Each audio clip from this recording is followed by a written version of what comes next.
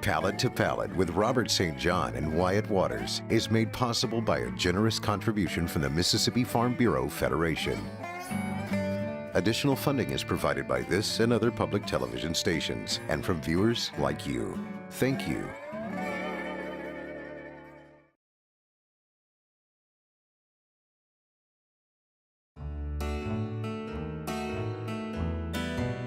Dude, they gave us a TV show.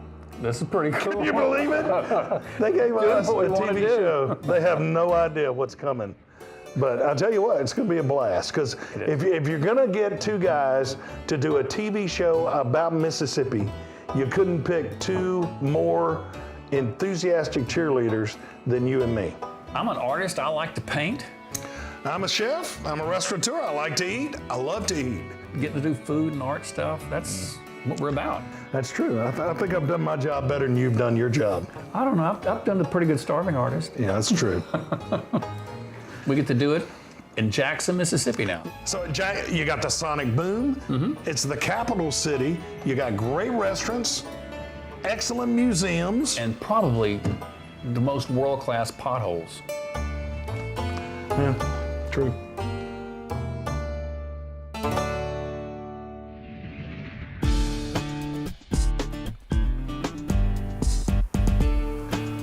So here's the deal.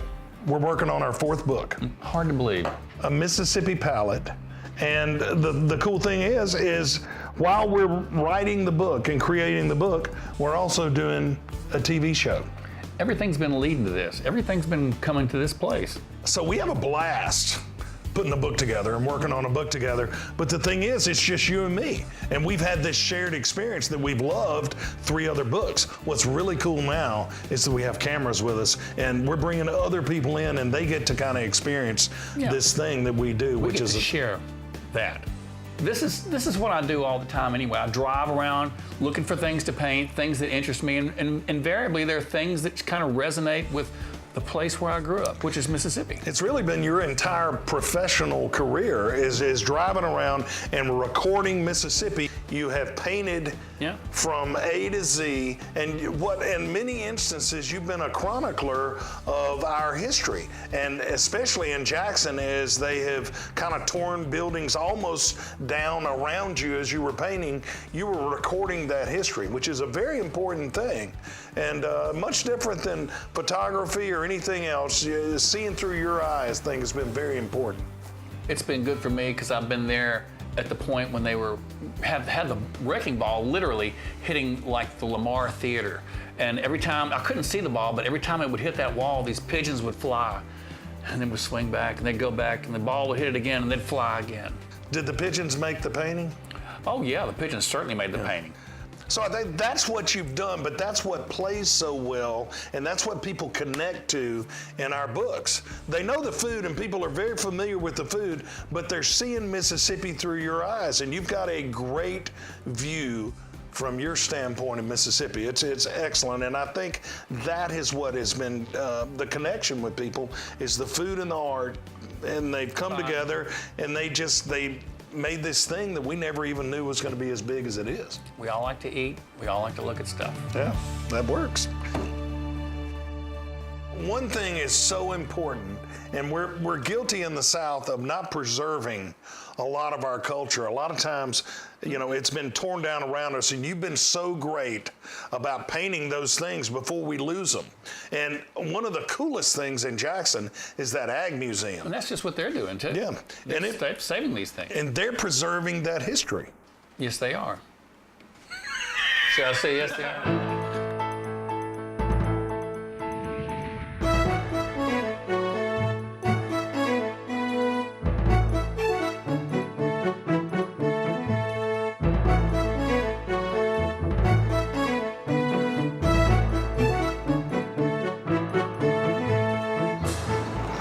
You remember, what was it, about 15 years ago? Oh, yeah. We came here. Mm-hmm. And what was going to be our first television show? It was going to be a Southern Palate TV show, and it was kind of this theme that we're working with now. And our buddy Bill Dunlap. Sitting on the porch. It was on the porch. He was going to be the narrator, and You painted a catfish, and that's back when Jackson had catfish all over town, and That was a great day.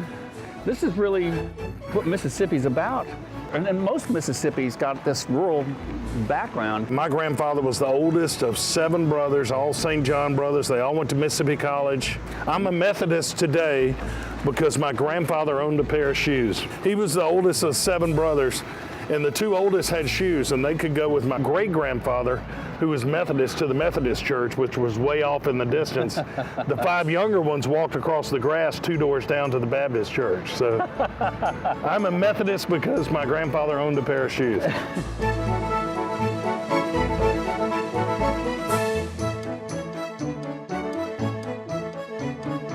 Hey, let's check out the general store. Get some pop.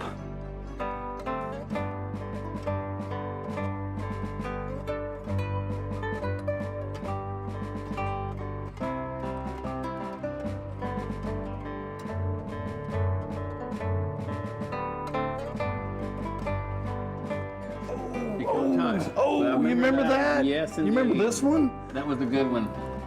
From my grandmother's house, I would walk with my Uncle Dwight, and we would get those Mountain Dews and a bottle. Man, I haven't seen that bottle since I was probably 5 years old. I didn't think anything was a penny anymore, except something you found on the Kroger parking lot. You know, a penny. That tastes like my youth. I could put one of these in my mouth, and it takes me back to riding through the Hillendale neighborhood on my Stingray Schwinn. I would take all my allowance and spend it on sour apple Jolly Ranchers. It tastes like my youth, I'm just telling you. Are you a root beer guy? I'm a Barks root beer guy. Barks root beer guy. You know, that started, wasn't it, on the Gulf Coast? Is that right? I believe that's right, yes. Dude, this tastes like my youth, too. You're drinking Mississippi. Mississippi. He's sipping Mississippi. Well, this is the store of my childhood. Yep. Back in the 1930s when he was a kid. Oh, yeah. Oh, yeah.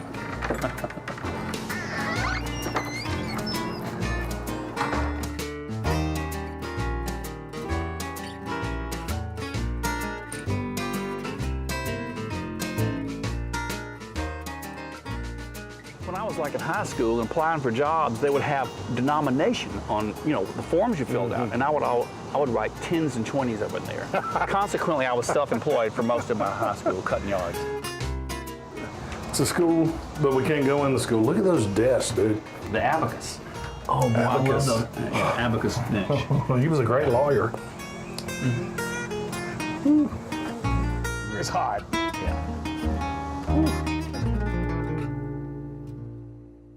So we're starting right now with painting the cover. The cover is really a condensation of a whole lot of things. We came up kind of brainstorming different subjects, objects to put in there. I thought a still life would be a great way to show all the state. At the last minute, I said, give me 20 minutes. I'm gonna make some cornbread. And I made some cornbread, and it made the whole painting work. You made cornbread? Yes, I did. Cornbread makes everything work. Dude, you've come a long way from beer dogs. Oh, yeah. Long way. You're rubbing off on them. Well, what can I say? I know enough about working with Wyatt that you don't tell him what to paint, you don't do anything. I did, however, have one request for the cover. And it wasn't a big thing because you do it all the time, but I wanted a watermelon on that cover. Every bookseller in the world will tell you you can judge a book by its cover, and they will judge a book by its cover. So that's a big responsibility. It's a heavy burden on you. You've got to portray Mississippi in one image on the cover of this book. It's a lot of pressure.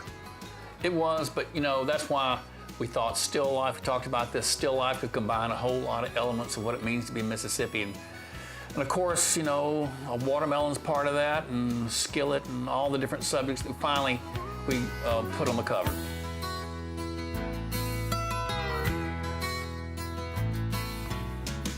Nobody paints watermelon like Wyatt Waters.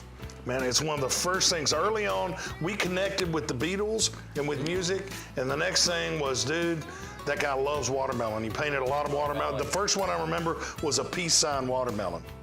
Piece of watermelon.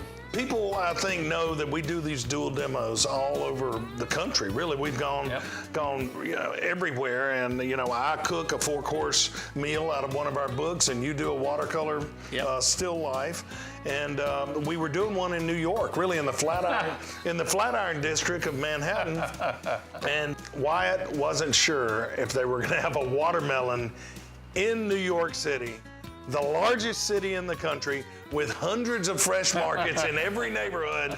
Wyatt Waters gets on the plane in Jackson in his carry-on luggage. He has a Smith County watermelon. He carried it all the way up there. They somehow let him carry that watermelon on the plane.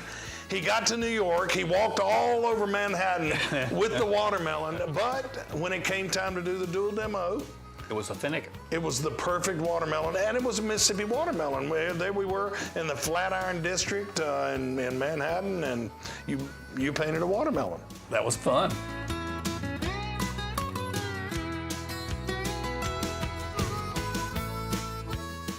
It's our 4th book, and it's your 4th cover for one of our books. I think it's my favorite. Thank you. A lot of pressure on that one. Sometimes it makes you rise. Well, you definitely rose to the occasion, and your cornbread rose. That's exactly right. At the end, the camera guys and I ate the watermelon and the cornbread. I didn't get any cornbread. Sorry. We wanted our friends in Italy who have never visited Mississippi, when they got that book and they look at it and they look at the beautiful artwork and they check out the recipes and they eat the food, that they know what Mississippi is like. Yes. That's what we wanted that book to be, Mississippi, for people who had never been to Mississippi, and an accurate representation of Mississippi. And I think we nailed it. You know what the title of that painting was? What? One in a Melon. Oh, pure waters. Of all of the things in Jackson, possibly the best export coming out of Jackson all over the South during the fall is the sonic boom from Jackson State University. We're about to do one of the coolest things I predict, maybe ever, heading into the band practice hall for the sonic boom at Jackson State. It's always the highlight of a parade for me to see the sonic boom. Let's do it. Southern Bell.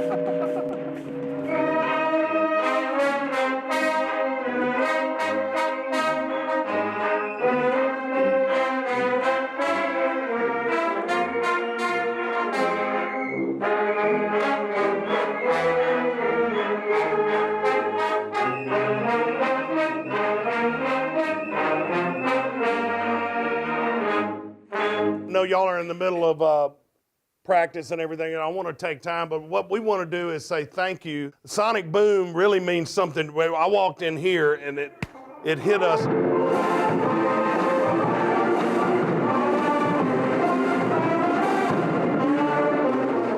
This is an everyday thing for y'all. This is a very cool experience for us, and we want to say thank you for letting us in today, but thank you for doing what you do. What y'all do to showcase your talents in this state, across the country, whether you're out in Las Vegas or wherever you are, makes us proud. And I've been in this state for 55 years, so we just want to thank you. We want to share with the rest of the country what we already know, and that's what a great band this is. People who are dedicated to music.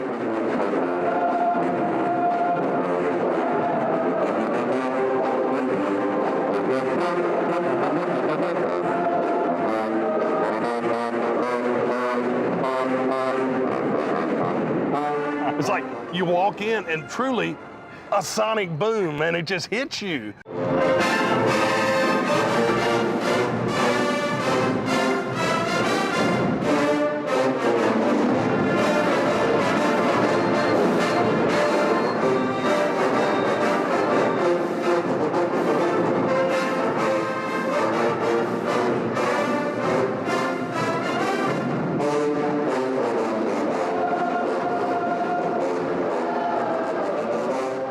I've heard about, you get the music, you feel it in your bones, but you really feel it in your bones, literally. Right. And you have to. Everything that we play, we coach the students to feel everything that they play has to come from the heart. Very physical. Right, it's very physical, emotional. Very emotional. And this activity is very strenuous, and our students work very hard to represent the university and the Sonic Boom of the South. It shows and it sounds. When everybody sees the Sonic Boom of the South, they know that they're going to get an energizing show.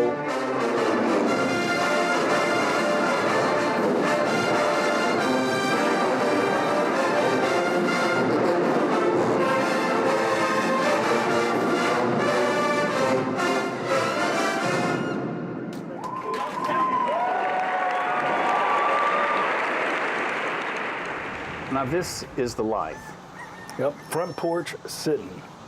We need to whittle. That's what you do, isn't it? You get a stick and you get a knife and we whittle. That's what Buddy Ebsen did on Beverly Hills. That's it. This shows kind of the rural heritage and the agricultural backstory of Mississippi, but in Jackson, the culinary heritage is strong here, and it begins with Greek immigrant restaurateurs who really made this town what it is and put them on the culinary map. And it comes from the rotisserie, and that's where comeback sauce came from. That's right. Comeback was first served at the rotisserie, later dinners. From there, it spread out to the Mayflower, to the Elite. Do you say elite or elite? My mother says elite. Old Jackson says elite. Yeah. New people say elite. Well, after church, we almost always go eat a pot roast. But when we're coming downtown to shop, and that usually meant buying blue jeans at McRae's, we would go and eat at the Elite. That is that first generation. That is the American dream. The restaurant business offers that for people. If I had one restaurant that was going to sum it up for me from the old generation, it would be the Mayflower. Mm-hmm. The second generation, I would say, would be Hal & Mal's. Mm-hmm. There is a rich restaurant heritage in this town that now has spread. I have strong memories of eating downtown. It was closer to McRae's is why we went, probably because we walked on the street, get a park. The rolls at the Elite. Oh yeah, my mother steals the rolls. Puts them in a paper, napkin, and she, of course they know she steals them. And I felt really bad about that. And then one day I went out and they were throwing all these rolls out at the end of the day because, they can't feed everybody. Right. And I didn't feel so bad after that. Lucy's going to hate you for that. I know. Okay, this is barbecue and soul food, or fried chicken. Fried chicken. Okay, soul food. And all the trimmings. James Beard Award winning. That's right. Somebody called Jackson the capital of soul food in the South. You think is that the truth? It's the truth because we here. All right, that's it.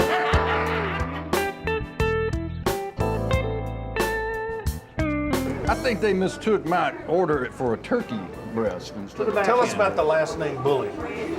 Well, that's actually my husband's last name. Bully. That's all B-U-L-L-Y. B-U-L-L-Y. Y'all will be the first bullies I've ever met.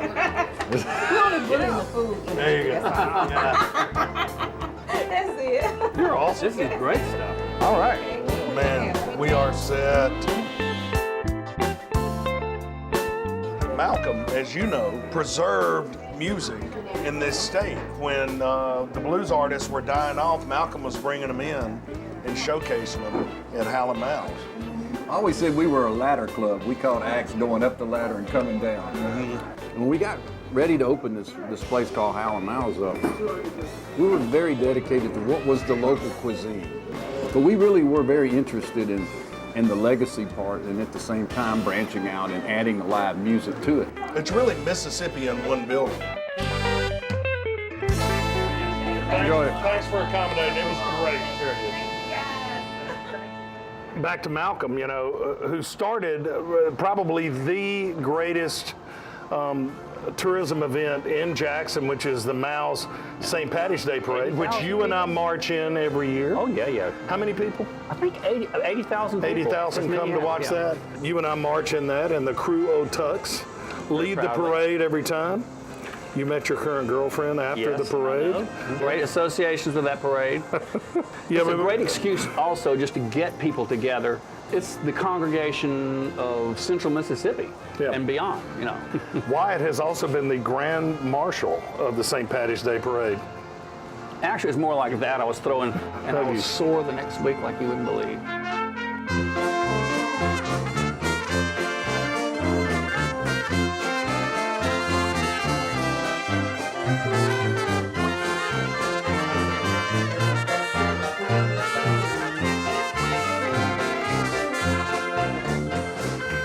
And has birthed another parade, Joe Connor Brown and the Sweet Potato Queens, who started in the Mao St. Patty's Day Parade, have now moved and started their own parade, the Zippity-Doo-Dah Parade there in Fondren. It's a parade-rich town.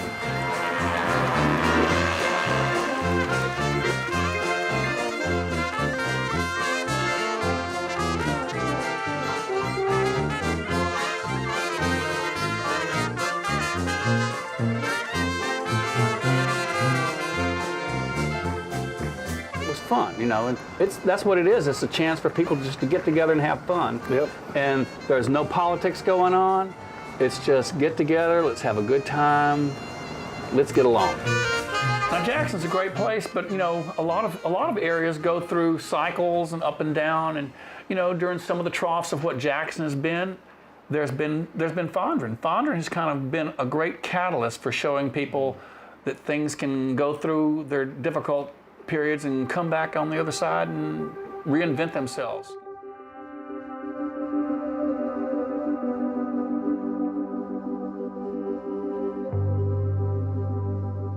And the cool thing about it, and this is so Mississippi, is that the people in those neighborhoods rally around those neighborhoods and they fight for what they believe in that neighborhood and what they're going to build back, and people are investing money in those neighborhoods, and it just does your heart good when you're there. Yeah, it's contagious, and that's what the metro area and everybody needs. Wherever you are, you need to see somebody doing something good. And you think, well, I can do that. When you were a kid, did you go to Brent's and get a hamburger and fries? Yeah, I'm going there. They've done a great job in Fondren bringing this area back. This is a cool little southern kind of enclave of hip restaurants and great shops, and there's art here. The central meeting place for you and me as we've worked on this book has been Pig and Pint. It's somehow me coming from Hattiesburg, you coming from Clinton, we've always just kind of met there in Fondren at Pig and Pint, and the timing's been right, and the barbecue's good too. Barbecue is the great meeting of minds. I think we can all agree on barbecue. I agree with that. And there's a method to this madness. Pressing good. There we go. The worm. We eat at Pig and Pint a lot. I dig Pig and Pint. It's good barbecue. Oh yeah. Some of my favorite barbecue up here in Jackson. It's one of the great things. It's not necessarily southern. Barbecue is very southern. Thank you. The food is here. Damn, that was fast. Past the time. You've ever done the worm crawl?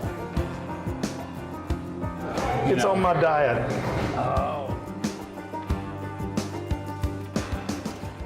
I grew up in Florence, Mississippi, and Clinton, Mississippi, and Jackson was always the big city to come to. Jackson has always been an exotic place for me. So to come back and to kind of hang out with you, Sonic Boom, Ag Museum, killer food, good stuff. I love Jackson. It's a good gig, man. It's a good gig. It is. It's I get to hang out with my best friend. We get to drive around and eat and check out the scenery and visit with folks. And here's the thing, it's the people, man. Yeah. That's what people ask me when I'm away from Mississippi, what it is about Mississippi. And if you ask me, it's the people.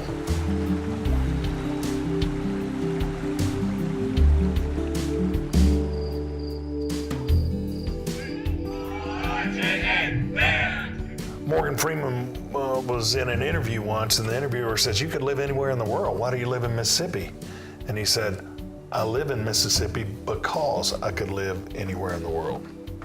And then he followed it up with, "I'd live here for the food alone." That's an endorsement. I agree with that.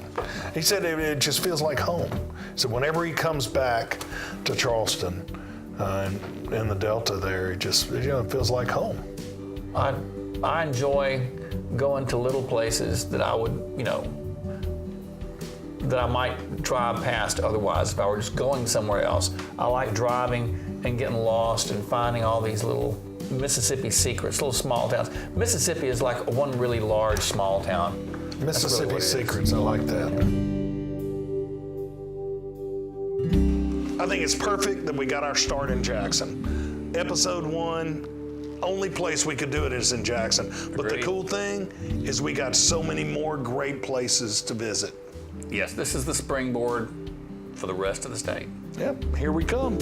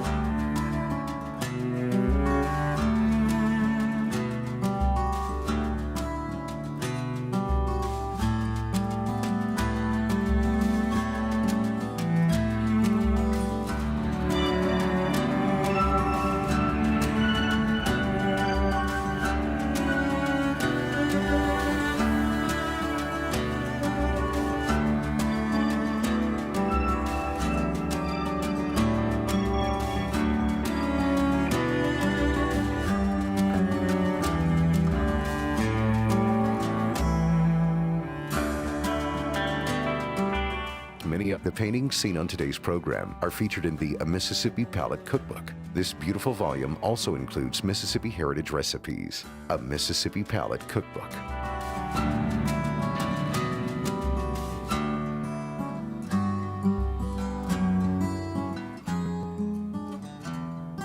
Palate to Palate with Robert St. John and Wyatt Waters is made possible by a generous contribution from the Mississippi Farm Bureau Federation. Additional funding is provided by this and other public television stations and from viewers like you. Thank you.